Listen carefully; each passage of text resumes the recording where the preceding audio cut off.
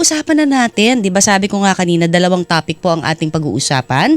Isa na diyan yung unahin natin, yung heel pain.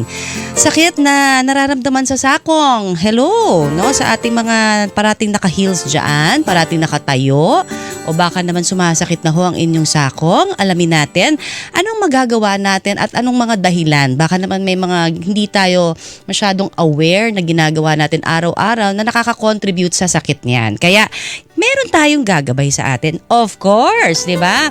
Siyempre, isang Pinoy MD na naman ang gagabay po sa atin. Kilalanin ho natin siya. Ha? Ito na, si Dr. Paul Angelo Fermo ay kasalukuyang active consultant po sa Quirino Memorial Medical Center, Sacred Heart Hospital of Malolos at sa Allied Care Experts Baliwag, Bulacan. Ayan. Isa po sa pastime ni Doc Fermo dahil ang doktor basketball. Itong si Doc para Double B, si Dr. Paul ang Good morning. Good morning po. Good morning. Ayan. Lang kayo, Doc. Pero of course, ito na.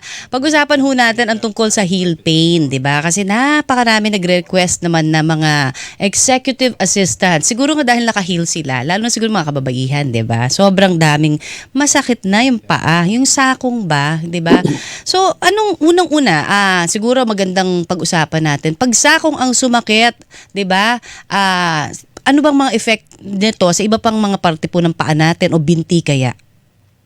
Okay. Siyempre yung mga nakaka-experience ng mga ganyang ng mga sakit ay common ho talaga sa mga executive nating assistants.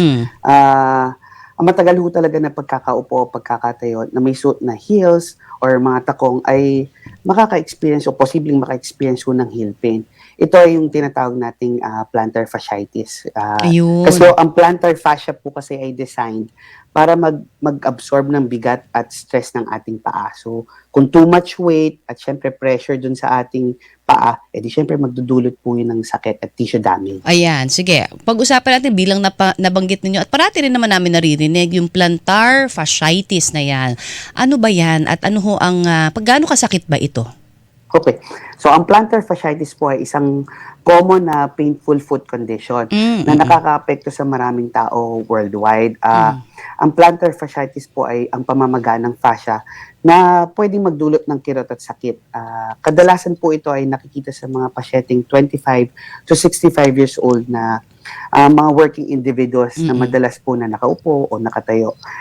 Common din po ito sa mga pasyenteng mabigat ang timbang, of course. Okay. At saka syempre yung mga nagsusuot din ho ng mga flat shoes o mga takong. Gano'n. Di wala na tayong isusuot. Tsinelas ba? Pwede. Di ba? Parang takong at saka flat shoes. Flat shoes. Di ba? Parang pareho.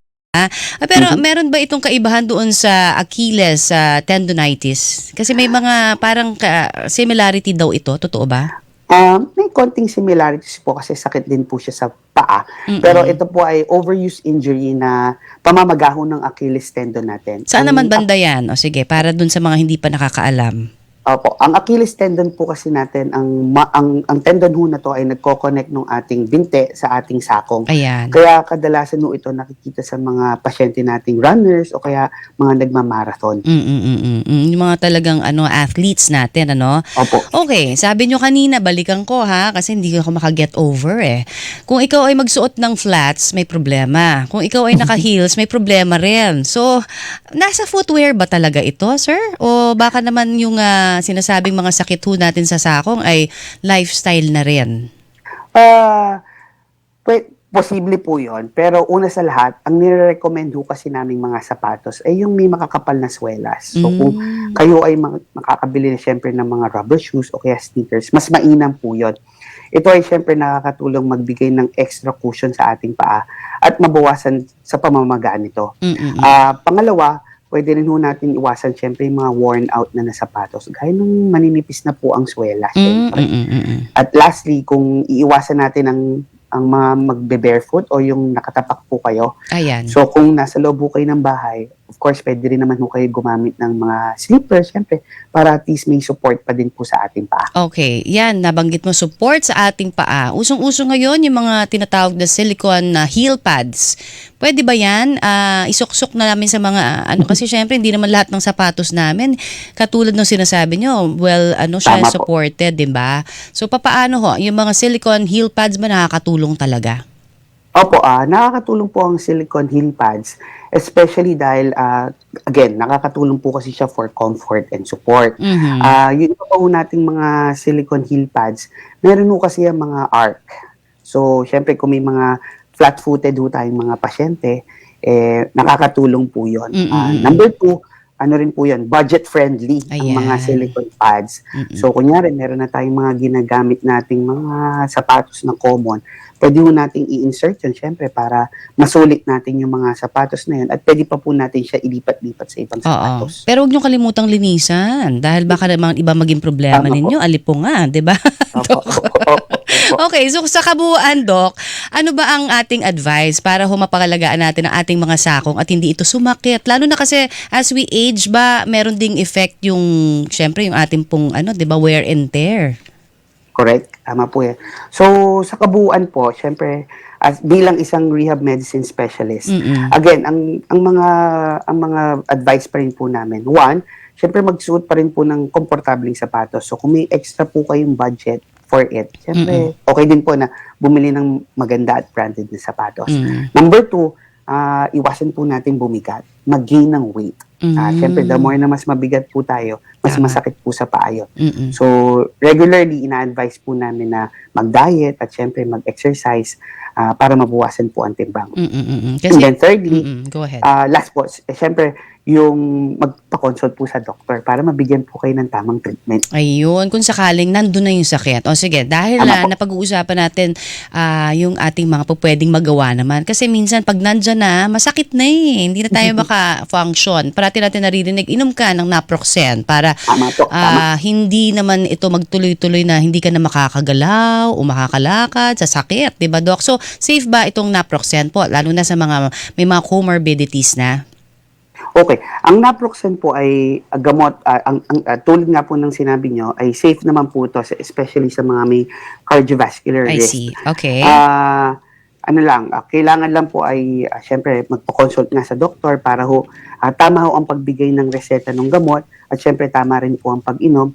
Ang naproxen din po kasi ay isa rin po sa mainam na gamot, especially dahil meron po siyang safety for cardiovascular risk, especially dun sa mga, syempre may iba pang comorbidities gaya ng diabetes, mataas na cholesterol. Correct, oo.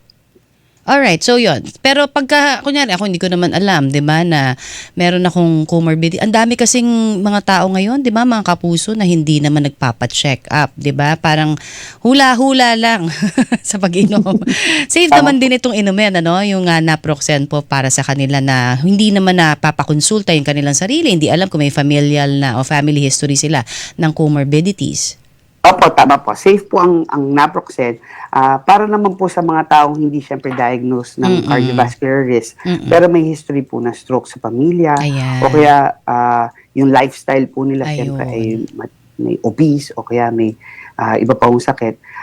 Sabi po sa mga studies, naproxen po ay may pinakamababang cardiovascular risk, Ayan. kaya safe na safe po siya sa mga Okay. Siyempre, gusto namin malaman saan kayo papapuntahan ng ating mga listeners and viewers. Thank you. Saan ho ba kayo po pwedeng puntahan o mapagpakonsulta po sila? Alright. Ako po ay makikita niyo po sa Quirino Memorial Medical Center. Nasa Sacred Heart of Malolos din po ako. Sa ACE Baliwag at saka sa PhysioWorks and High Physio Therapy Clinic po. Ayan, ang sipag. Dami pala namin pupuntahan. Thank you po sa inyo, Doc, sa paggabay sa aming mga sumasakit ang sakong. Thank you! Maraming salamat din po, Ms. Connie. Ayan. God bless po sa inyo at sa lahat, syempre, ng mga nasa ating pong medical profession. Samantala, di ba sa... Hilingan, walang pinopro